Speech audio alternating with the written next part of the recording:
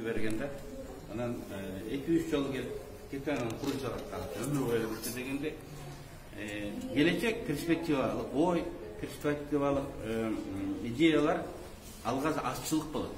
Аны жаңы аз адамдар айтат. Анан кийин убакыт өткөндөн кийин ошонун чын экенин билет. Ошондуктан биз аз экен булар, жаш экен, башкача ой жүгүртөт экен дебестен парламенттин эшигин ачып беришибиз керек. Балким ошол биздин келечегибиз эшикти каккылап турат. Балким элдин бактысы эшикти каккылап турат. Бүгүн бул силер аз адам колдойт экен деп алардын жолун тосуп койсок, жаңылык, жаңы ой, жаңы эл, жаңы дем парламентке келбейт, бийликке келбейт. Ошондуктан бүгүнкү кырдаалды эске алып, биз минималдык 3% косого деп атабыз, керек болсо андан да төмөн 1%ке чейин түшүрүшүбүз керек. Бул эл аралык уюмдардын сунушу орточо 3%. Анткени барьер жок өлкөлөр дагы бар, көпчүлүгү 5% дагы бар.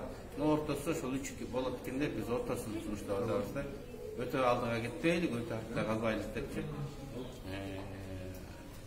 Залогду түшүрүш керек. Карапайым адамдардын шайлоого чыкканына жол ачып бериш керек. Мен оюмча мамлекеттик телерадио компанияларга дагы фиксацияланган тарифти борбордук шайлоо комиссиясы коюп бериш керек.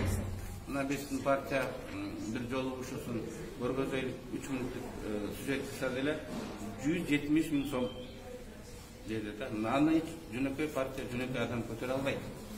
Мамлекеттин менчиги болгондон кийин ал телекомпания шарт түзүп бериш керек. Коммерциялык кылып кандидаттардын канын сороюн дебеш керек.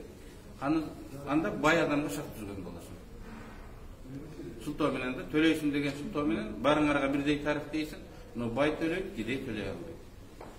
Ошондуктан мамлекеттик телерадио компанияларга тарифти борбордук шайлоо комиссиясы коммерциялык эмес, именно социалдык кылып коюп бериш керек. Ушуга үндөштүрүү жана шайлоо фонду деген азыр 300 миллиондон чектелген турбайбы? Ооба. Айрым партиялар 10 миллион тегерендерди өткөрүп да шайлоо ушул чекти ылдыйраак түшүрсө болот. Бүгүн ылдыйлатса болот.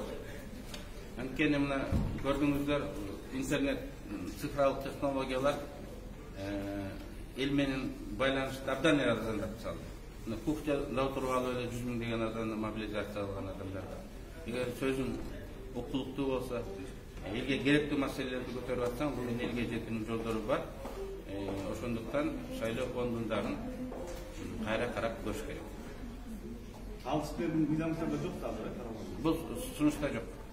Скажите, когда депутаты планируют рассмотреть поправки законопроекта о выборах,